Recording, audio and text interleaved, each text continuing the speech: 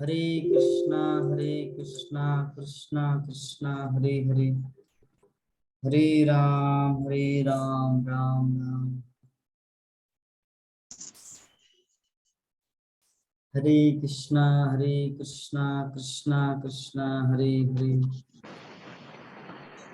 हरे राम हरे राम।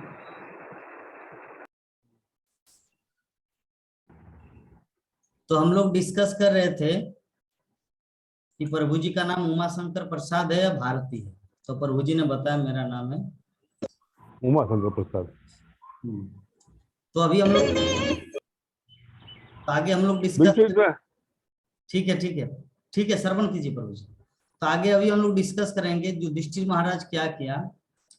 ताऊ मतलब धृतराष्ट्र के कमरे में प्रवेश किया, लेकिन देखा वहां पर नोबडी, कोई नहीं है, क्योंकि पहले रात में ही गायब हो चुके। तो गायब होने के पीछे कारण क्या था? ऐसे अगर कोई गायब हो जाए तो भी कोई हानि नहीं है। क्यों? क्योंकि वो कृष्ण भक्ति करने के लिए जा रहे हैं। ठीक, तो कोरोना थोड़ी है हम लोग में। तो शिल प्रभुपाद हम सबको बता रहे हैं कि महाराज युधिष्ठिर जो है ना, वो अत्यंत पवित्र राजा थे। क्यों? क्योंकि ये स्वयं गृहस्थ के सारे नैतिक कर्म किया करते थे।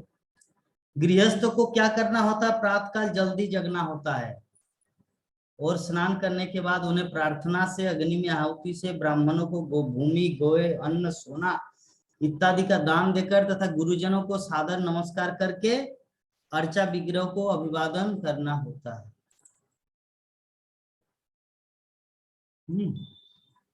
क्या क्या करना पड़ता है गृहस्थ को? दान देना होता है। क्या क्या दान? गाय दान, सोना दान, मुद्रा दान, ठीक है। फिर अर्चा विग्रह अर्थात घर में जो भगवान है उसकी पूजा करना है, ठीक है। माता पिता को प्रणाम करना है, बुजुर्गों को प्रणाम करना है, ये गृहस्थ के कुछ नैतिक कर्म।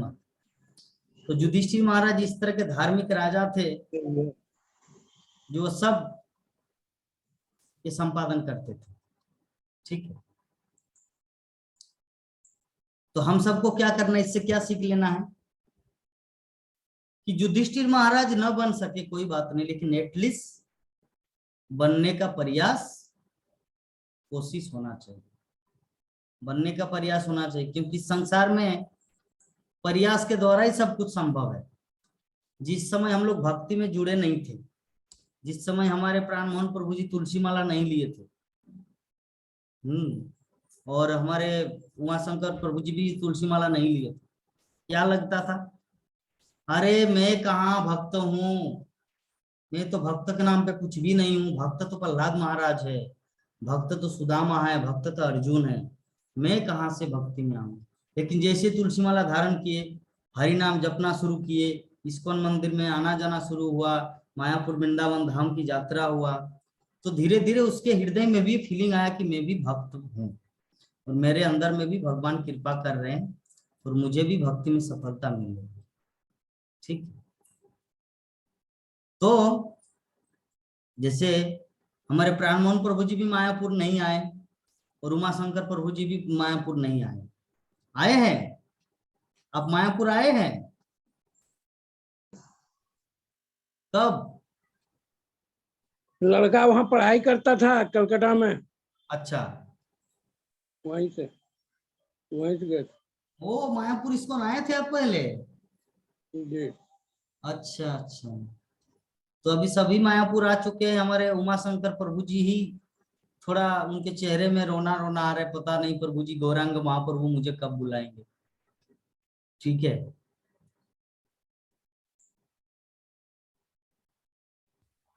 हाँ, बिना उनके बुलाए हुए कैसे आ पाएंगे? जैसे जब आप तक प्रभु का कृपा। नहीं है, जैसे आप जूम क्लास को करने के लिए जो इतना ट्राई किया ना, आप अंत में सफल हुआ, उसी तरह आपको मायापुर धाम आने के लिए पूरा भरसक प्रयास करना। आज ही टिकट काट लेना,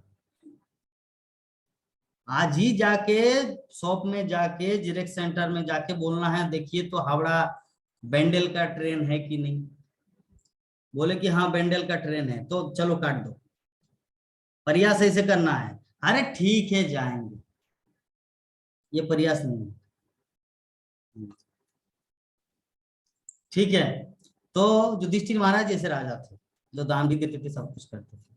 तो जो व्यक्ति शास्त्रों द्वारा नियत आदेशों का पालन करने को तैयार नहीं होते, वे केवल किताबी ज्ञान से उत्तम व्यक्ति नरोत्तम नहीं बन सकते। हम लोग देखिए बहुत सारे ऐसे लोग हैं संसार में, जो सबसे बड़ा गधा है, बहुत सारा ज्ञान है, यूनिवर्सिटी में पढ़ाई किए है और रामायण का लेक्चर देते हैं और कुछ भी पता नहीं, लोगों को समझाता कुछ नहीं समझते। तो इसको बोलते श्रील प्रभुपाद नरोत्तम नहीं बन सकते, क्योंकि सिर्फ किताबी ज्ञान से अनुभव ज्ञान नहीं मिलता है। अनुभव ज्ञान प्राप्त होता तभी जब कोई अनुभव व्यक्ति सामने हो, जब कोई अनुभव व्यक्ति सामने हो तभी ये होता है। ठीक है, और दूसरी बात हम लोग जानते हैं, ये जो वर्तमान में जो जीवन की जो श्रृंखलाएं हैं, जीवन का जो लेवल है, लोग कैसे जी रहे हैं, आधुनिक गृहस्थ, तो विभिन्न प्रकार की जीवन शैलियों की आदत हो गई है। जैसे कि देर रात से जगना, देर से जगना, और फिर बिना किसी प्रकार की उपवर्णित शुद्धि के बिस्तर में लेटे लेटे चाय पीना। हम लोग जानते हैं, मुंह भी नहीं धोते, ब्रश भी नहीं करते, और वही पर पड़े हैं। प्राणमोहन प्रभु जी इसीलिए हंस रहे क्योंकि उन्होंने किया था, शंकर प्रभु जी इसीलिए हंस रहे क्योंकि उन्होंने किया था। बिस्तर में सोए हुए हैं, चाय चाय, पत्नी ला देते हैं गरम गरम चाय। हाँ दो, मुख भी नहीं धोए, बाथरूम भी नहीं गए, बाप रे, क्या पशु जैसा जीवन जिया जा रहा है। तो ये आधुनिक जो जीवन है ना, ये एनिमल लाइफ, मतलब पशु जैसा जीवन इस तरह। ठीक है, और ट्रेन का उदाहरण तो आप लोग को दे ही दिया। ट्रेन में खाने के टाइम ना हाथ धोते हैं, उसी में जूठा एसी में ऐसे करके खाते हैं, हाथ धोने भी नहीं जाते, मुछते हैं बस बस, मोबाइल चलाना शुरू, ऐसा जीवन। तो ये सब क्यों होता है? ये शास्त्रों के द्वारा जो निर्देश आदेश है ना, उसका ज्ञान न होने के कारण। ठीक है, उसका ज्ञान न होने के कारण लोग ऐसे करते हैं। लेकिन हम लोग को अभी शास्त्रों का ज्ञान मिल रहा है, दैट्स वाई, जिसके कारण हम लोग धीरे धीरे थोड़ा शुद्धिकरण की प्रक्रिया में आए हैं। घर के बच्चे अपने माता पिता को कुछ करते देखते हैं, उसी का अभ्यास करते हैं, मतलब सारी की सारी पीढ़ी का नर्क की ओर पतन होता है। माता पिता झगड़ा कर रहे हैं, मैंने आपको बोला था ना वो सब्जी नहीं करने के लिए, दाल में उतना पानी क्यों दिया? पति बोला, पत्नी बोले इतना गरीब की तरह कमा कर दाल में रोज इतना 200 ग्राम करके दाल कैसे चलाओ, 50 ग्राम दाल में जस्ट पानी डाल के आपके लिए दाल बना देता हूँ। तो ये झगड़ा कर रहे, पति झगड़ा कर रहे, पत्नी झगड़ा कर रहे, और बच्चा ये सब देख रहे। अभी बच्चा क्या करेंगे, वो भी स्कूल में जाके अपने बच्चों से लड़ाई करेंगे। तो ये संस्कार मिलता है इससे।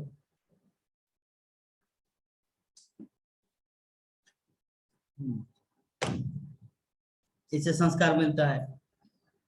तो आधुनिक जो पीढ़ी जो है, जिस संस्कार में चल रहे हैं, ये पूरी तरह नरक की ओर गमन हो रहा है, कोई रास्ता नहीं है, सीधा नरक की ओर जाएगा। जब तक वे साधु की संगति नहीं करते, तब तक उनसे किसी अच्छाई की आशा नहीं की जा सकती। और वैदिकतावादी मनुष्य धृतराष्ट्र की भांति विदुर जैसे साधु से शिक्षा ग्रहण कर सकता है और इस प्रकार आधुनिक जीवन के दुष्प्रभावों से शुद्ध हो सकता है। ये जो हम लोग जिस परिवेश में रह रहे हैं, जिस परिवेश में जी रहे हैं, हमारा जीवन धृतराष्ट्र की तरह है, श्रील प्रभुपाद बता रहे हैं। हमारा जीवन किसकी तरह है प्राण मोहन प्रभु जी? धृतराष्ट्र की तरह है। तो धृतराष्ट्र की तरह जीवन में एक शांतिप्रद अवस्था कैसे लाया जा सके? विदुर जैसे महात्मा से अगर हम लोग श्रवण करें तो, अर्थात साधु संग करे तो, हरि कथा श्रवण करे तो, तब ये संभव।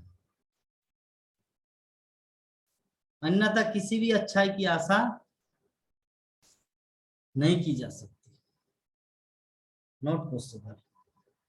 इसीलिए हमारा जो काम है, हमारा काम है, हमारे जो आचार्य हो चुके हैं, जो ऑलरेडी सब भक्त बन चुके हैं, उनके पद चिन्ह का अनुसरण करना है, तभी हमारा जीवन सफल होगा। अन्यथा कोई उम्मीद नहीं है, कोई आशा नहीं है।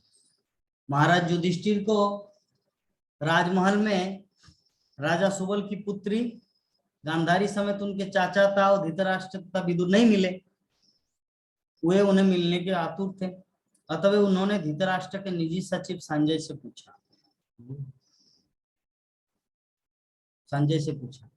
एक्चुअली देखिए, संजय हम लोग जानते हैं, जो पूरा भगवत गीता है ना, संजय ने धृतराष्ट्र को सुनाया था।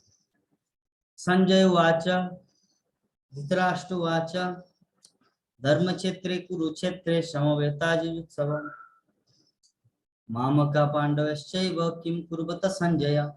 ये जो संजय है, धृतराष्ट्र ने संजय को बोला क्या कि कुरुक्षेत्र के मैदान में जो दो भाई, कौरव का बेटा, पांडु का बेटा, दोनों जो झगड़ा करने के लिए आए हैं, उन लोगों ने क्या डिसीजन लिया? झगड़ा स्टार्ट हुआ तो फाइटिंग शुरू हुआ, ये प्रश्न किया था संजय को।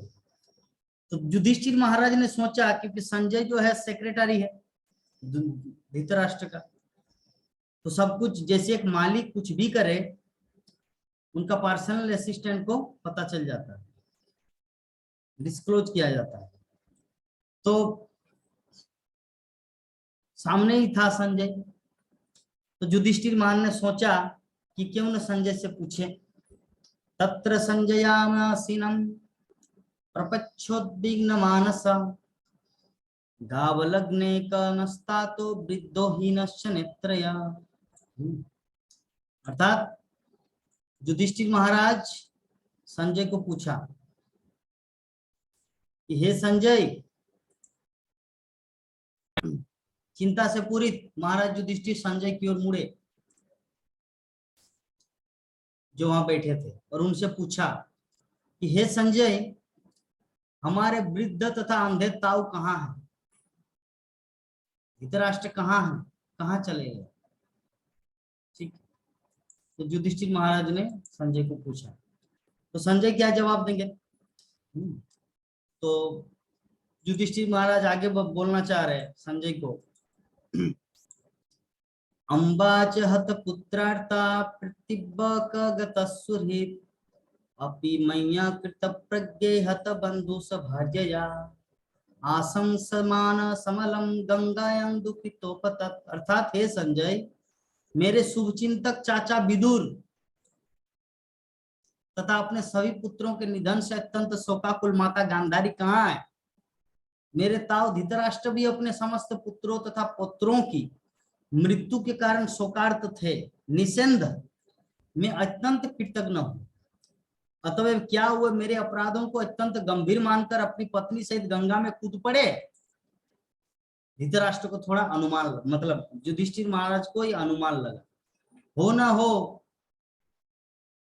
कि धृतराष्ट्र के 100 पुत्र मर गए और पांचों पांडव एक भी नहीं मरे, इसीलिए शोकाकुल है कि हाय रे, मेरा 100 के 100 पुत्र मर गए लेकिन पांचों पांडव में एक भी नहीं गिरे, पूरा विकेट जैसे का तैसे ही, और मेरा पूरा बोल्ड आउट हो गया। ठीक है, सब आउट हो गए, हार गए हम। तो हो सकता है ऐसे शोकार्त अवस्था में अपनी पत्नी समेत गंगा में जाके अपने आप को आत्महत्या कर लिया। कि इस जीवन का क्या जरूरत है जो पुत्र न हो, सभी पुत्र मर गए, अभी क्या करना है, दूसरे के पुत्र से क्या उम्मीद किया जाए। इस अवस्था में हो सकता है उन्होंने गंगा में कूद पड़े। तो युधिष्ठिर महाराज ऐसी सोच रहे हैं। तो शिला प्रभुपाद तात्पर्य में बता रहे कि पांडवों ने और विशेष रूप से महाराज युधिष्ठिर तथा अर्जुन ने कुरुक्षेत्र के युद्ध के परवर्ती प्रभावों की पूर्ण कल्पना कर ली थी। अतः अर्जुन ने युद्ध करने से इनकार कर दिया था। ये युद्ध भगवान की इच्छा से हुआ, लेकिन पारिवारिक शोक के प्रभाव उसी तरह सत्य उतरे जैसा उन्होंने पहले से सोच रखा था।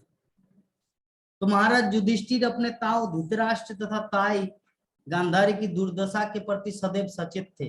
अतः उनकी वृद्धावस्था में तथा दुखी अवस्थाओं में वे उनकी यथासंभव देखभाल करते रहते थे। अतः जब उन्हें राजमहल में अपने ताऊ तथा ताई नहीं मिले तो स्वाभाविक था कि उन्हें संदेह हुआ और उन्होंने सोचा कि गंगा की धारा में डूब गए। उन्होंने अपने आप को कृतज्ञ माना। अपने आप को युधिष्ठिर महाराज बोले कि मैं किस तरह का व्यक्ति हूँ, मेरे कारण मेरे ताऊ और ताई गांधारी और युधिष्ठिर धृतराष्ट्र दोनों गंगा में जाके कूद पड़े। क्योंकि जब सारे पांडव पितृविहीन थे, जब महाराज धृतराष्ट्र ने रहने के लिए उन्हें सारी राजसी सुविधाएं प्रदान की थी, किंतु एक हुए है कि बदले में उन्होंने धृतराष्ट्र के सारे पुत्रों को कुरुक्षेत्र के युद्ध में मार डाला। देखिए फिलोसॉफिकल दृष्टिकोण देखिए। युधिष्ठिर महाराज सोच रहे हैं कि जब मेरा पिता का मृत्यु हुआ अर्थात पांडु का, तो उस समय हमारे पास कोई नहीं था। वही नंद किशोर माता जी, आप क्लास सुन रहे या इधर उधर बात कर रहे हैं? तो युधिष्ठिर महाराज मन ही मन सोच रहे थे, क्या सोच रहे हैं कि जब मेरा पिता मर गया तो मेरी माता अकेली, हम पांचों भाइयों को पालन किए, तो उस समय एकमात्र धृतराष्ट्र ही हम लोग को आश्रय दिया और हम लोग को बड़ा किया, दोनों को गुरुकुल में पढ़ाया, सब कुछ। अब हमने क्या किया, उनके 100 पुत्रों को मारा। तो किस तरह के व्यक्ति हम? युधिष्ठिर महाराज ये चिंता कर रहे हैं, युधिष्ठिर महाराज ये थिंकिंग कर रहे हैं। तो पुण्यात्मा के रूप में राजा युधिष्ठिर ने अपने सारे अपहरणीय कार्य दुष्कर्मों पर विचार किया, किंतु उन्होंने कभी भी अपने ताऊ तथा उनके दल के दुष्कर्मों के विषय में नहीं सोचा। धृतराष्ट्र भगवान की इच्छा से ही अपने दुष्कर्मों के फल भोग चुके थे, लेकिन महाराज युधिष्ठिर अपने अपरिहार्य दुष्कर्मों के ही विषय में सोच रहे थे। एक श्रेष्ठ मनुष्य तथा भगवत भक्त का ऐसा ही स्वभाव होता है। एक भक्त कभी भी दूसरों में दोष नहीं निकालता, अपितु अपने ही दोषों को खोजने का प्रयास करता है और जहां तक संभव होता है उन्हें सुधारने का प्रयास करता है। तो श्रील प्रभुपाद जो अंतिम पॉइंट हम सबको बताया, एक भक्त जो होता है ना, एक अच्छे व्यक्ति जो होते हैं ना, वो कभी भी दूसरों के दोष को नहीं देखते, खुद अपनी गलती ढूंढते हैं कि मैंने गलती किया जिसके कारण उन्होंने मुझे ये ऐसा किया। लेकिन मैं कभी कभी अगर ये देखिए, विषय वस्तु ये है कि देश काल परिस्थिति को विचार करके ये करना है। अभी नंद किशोर माता जी किसी के साथ हंस रहे थे, हाँ हाँ हाँ हाँ करके, और इधर क्लास चल रहा है, तो मैं अगर उस समय ना बोलूं अच्छा ठीक है बाबा उनका लाइफ है वो करने दो, तो नहीं, ये ऐसे नहीं चलेगा। अभी मेरे क्लास में आए मतलब मेरे अनुशासन में चलना है। अभी मैं आपका गुरु हूं, अभी जब क्लास खत्म हो जाएगा तो आप मुझे बेटा भी बुला सकते हैं, प्रभु जी भी बुला सकते हैं, लेकिन जब तक क्लास है तब तक आप सब स्टूडेंट हैं, ठीक है? तो विषय वस्तु वही है कि यद्यपि अच्छे व्यक्ति जो होते हैं वो सर्वदा दूसरों को सम्मान देते हैं, खुद अपनी गलती ढूंढते हैं, लेकिन कभी कभी जब टीचर का रोल होता है तब बोलना पड़ता है। ओ नंद किशोर माता जी क्या हंस रहे इधर, वो बोलना पड़ता है, ठीक है? तो आगे वाले श्लोक में बताया जा रहा है 34 नंबर श्लोक में युधिष्ठिर महाराज आगे क्या बता रहे हैं? पितर्युपरते पांडो सर्वान्न सुहृद शिशून् अरक्षतां वेसनत प्रतिभोगतावित। कि जब मेरे पिता पांडु की मृत्यु हो गई और हम सभी छोटे छोटे बालक थे, दोनों चाचा अर्थात विदुर, ताऊ मतलब धृतराष्ट्र, चाचा ताऊ ने हमें समस्त प्रकार की विपत्तियों से बचाया था। वो सदैव हमारे शुभ चिंतक रहे। हाय वो यहाँ से कहाँ चले। तो युधिष्ठिर महाराज इस प्रकार शोकाग्रस्त हो गए। ये होता है भाई, आपके घर में अगर कोई व्यक्ति बिना बोले चले जाए तो कैसा फील होगा। हम किसी के मान लीजिए विभा माता जी के घर में गए, ठीक है, हम बाहर सोए, माता जी भी सोए, ठीक है, क्या हुआ, रात 4 बजे ही हम लोग बोरा बिस्तर पैक करके स्नान करके वहां से निकल गए, और ये सभी सुबह 6 बजे उठ के देख रहे, अरे प्रभु जी कहाँ चले गए। कुछ आता और फोन लगा रहे, फोन भी नहीं लग रहा। कैसा होगा फील। यद्यपि हम उनके परिवार के नहीं हैं, बट स्टिल वो क्या फील करेगा, हाय रे। हो सकता प्रभु जी को रात में दाल में थोड़ा ज्यादा नमक दिया, हो सकता है प्रभु जी एक मिर्चा चाह रहे थे लेकिन मैंने थोड़ा झाल बना दिया सब्जी, इसीलिए उनको अच्छा नहीं लगा। हो सकता है रात में मैंने प्रभु जी के लिए कोई मिष्टी का प्रबंध नहीं किया। हो सकता है प्रभु जी 5 दिन रहे, एक दिन फुचका नहीं बनाए, गुल्ला गलगप्पा नहीं बनाए, तो हो सकता है इसी कारण से चले। तो विभिन्न थिंकिंग आएगा। तो युधिष्ठिर महाराज के हृदय में भी वही थिंकिंग आ रहा है।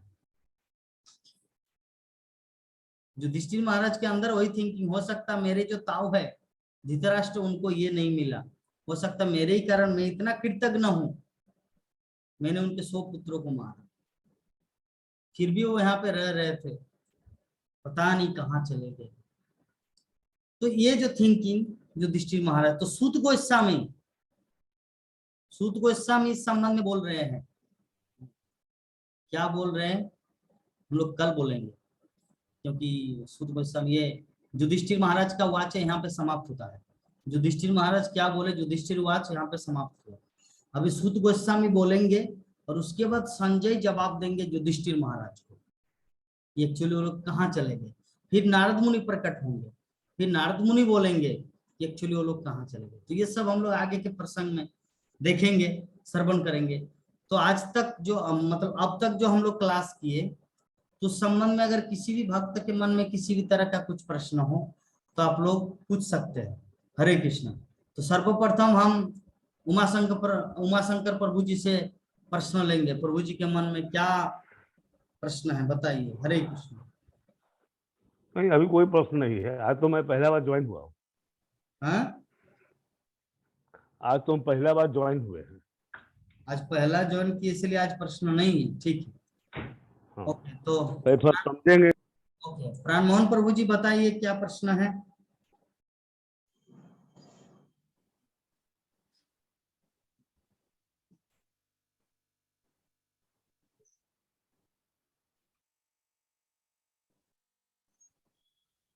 बोलिए प्रभु जी।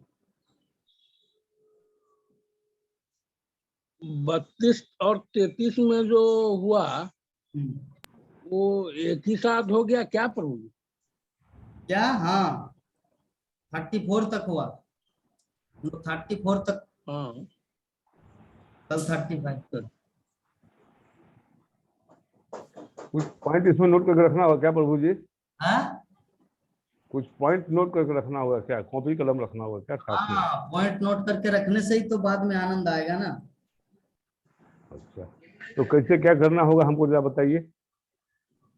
क्या, कैसे क्या करना होगा हमको? आपको क्या करना है बता रहे हैं। जब क्लास सुनेंगे ना, तो क्लास हाँ, सुनते सुनते जो पॉइंट आपको अच्छा लगेगा वो चीज लिख के रखना है। ऐसा नहीं कि जो मैं पूरा सभी एक एक शब्द नहीं लिखना है। नहीं नहीं, तो जो मैं समझ आपको गया। अच्छा लगे, जो आपके हृदय को भाए, वो चीज लिख के रखना है, ठीक है। ठीक ठीक इसे कहते हैं ठीक। नोट। तो नंद किशोरी माता जी बताइए, क्या समझे, किस लिए हंस रहे थे, किसके साथ हंस रहे थे, मेरा क्वेश्चन। आई हुई है गेस्ट एक बच्चा लेकर के, तो वही लोग कुछ बोल रहे थे तो हम बोल रहे थे। हम्म, कुछ नहीं।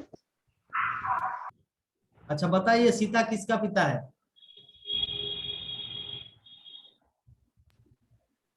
क्या बोले? नहीं सुने हैं। सीता किसका पिता है? सीता? हाँ, सीता किसका किसका पिता है? तो सीता तो जनक, सीता तो के जनक जी पिता है। मतलब सीता पिता नहीं, सीता माँ है।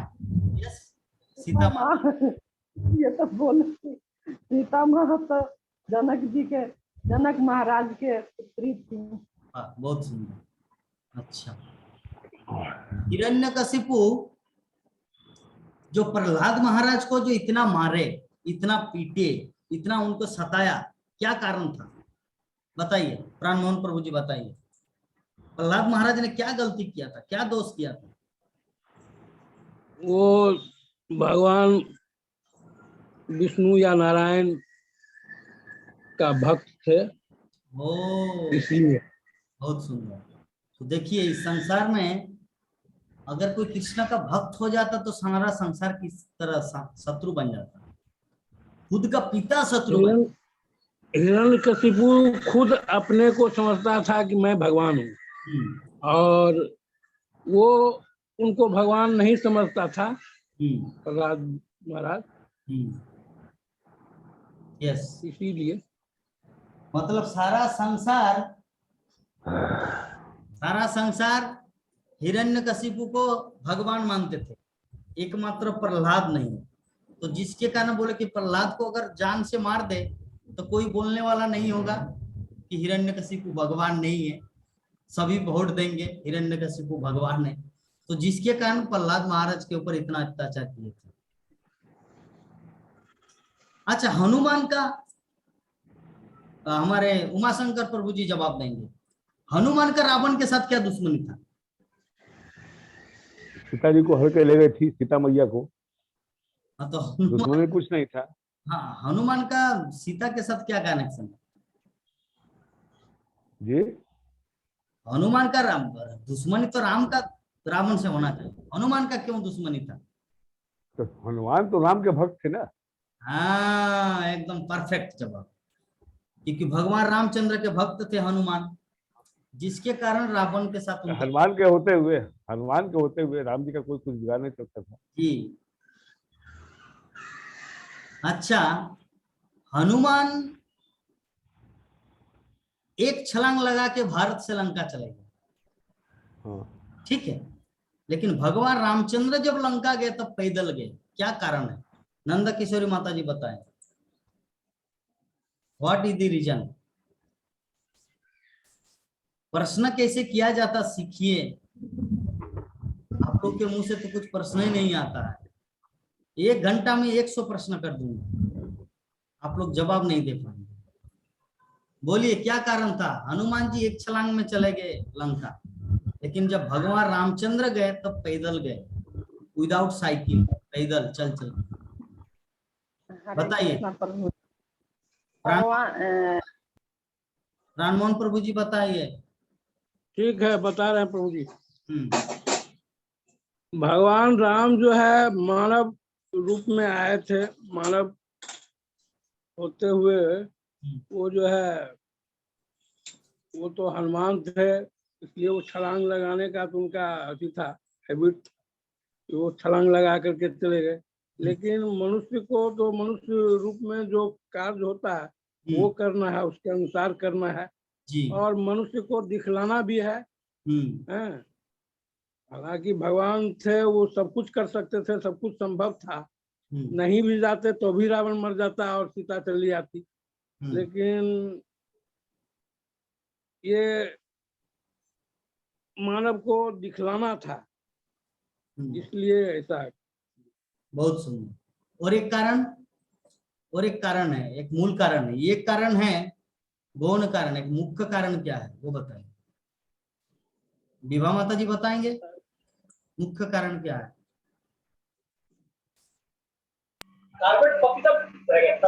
भगवान कभी भी अपने भक्तों को श्रेय देते हैं, अपना श्रेय नहीं लेते हैं, हाँ, इसलिए वो समझ गए। तो माता जी जो कंक्लूजन दे दी, 2 कारण था। एक कारण हमारे प्राण मोहन प्रभु जी बताए कि भगवान रामचंद्र पैदल गए, हनुमान एक छलांग में चले गए। तो उसका मुख्य कारण यही है कि भगवान अगर उड़ के जाते और हनुमान अगर पैदल जाते तब तो भक्त को प्रायोरिटी नहीं दिया ना। तो भगवान क्या करते, सर्वदा अपने भक्तों को ऊपर रखते हैं और खुद एक साधारण बन जाते हैं। अर्जुन को युद्ध में लड़ाया और वो ड्राइवर बन गया, ड्राइवर पायलट कुरुक्षेत्र में। तो भगवान सर्वदा अपने भक्तों को श्रेय देते। तो इस प्रकार हम लोग आज की जो कथा है यहीं पर विराम देते हैं। और किसी का जो अगर प्रश्न हो तो, क्योंकि आप लोग की माता जी जो सज धज रही है मंदिर जाने के लिए, क्योंकि दोपहर में जा नहीं पाए, तो सज धज के वो 12 आज की बात बता रहे हैं, सज धज के पूरा रेडी, ओनली 15 मिनट टाइम है, 1:15 बज रहा है, बोले कि मैं मंदिर जाऊंगी। कैसे? टोटो में जाऊंगी। तो मैं बोले कि 15 मिनट जाने में आपका लगेगा, मैं गाड़ी में छोड़ देता हूँ। नहीं, आपको नहीं जाना है। पूरा सज धज के रेडी। तो बोले कि जब सज धज के रेडी तो क्लास दे दो, कृष्ण लीला का क्लास। तो क्लास दे दिया उस समय। तो 2 बार सज धजना हो गया, अभी रेडी। ठीक, तो चलिए, और किसी का कुछ प्रश्न है क्या? प्रभु जी, उमा शंकर भारती प्रभु जी। मंदिर से कितनी दूर पर रहते हैं प्रभु जी? 2 मिनट लगता है पैदल जाने में।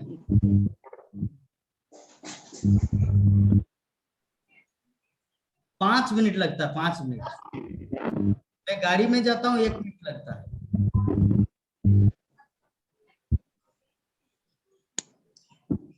तो ठीक है, कथा को यहीं पर विराम देते हैं। हरे